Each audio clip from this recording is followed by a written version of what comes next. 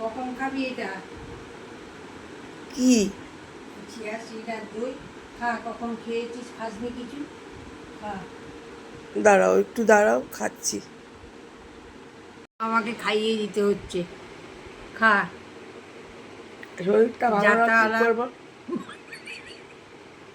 আমার খাইয়ে দিচ্ছ, ভালোই করছো, খাইয়েই দাও। খাইয়ে দাও না পুরোটাই। না, পুরো না, নিজে আমি খা। অল্প না, অল্প খাবো।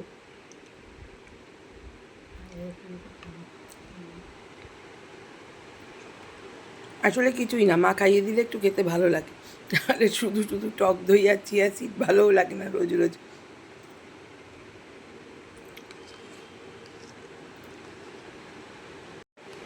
শরীরটা খারাপ করেছিস, খেয়ে নে। শরীরটা তো ভালো করতে হবে। নিজের নিজের শরীরের যত্ন নিজেকে করতে হয়।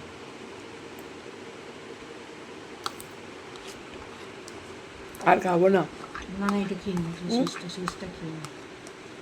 ভালো লাগছে না আর।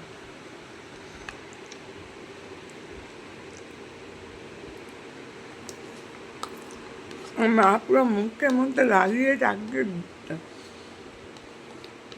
আগেও ঠিক এরম ভাবেই খাওয়াতে, এখনো। আমার হাত কাঁপে তো। এখন তো বয়স হচ্ছে, তো হাত কাঁপবেই একটু।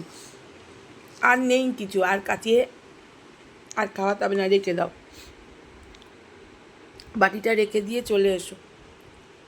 এই খেতে খেতে একদিন ঠিক হয়ে যাব, চিন্তা করার কিছু নেই। দেখলে তো, না খাবো না, একটু শুয়েছিলাম, তাও হলো না।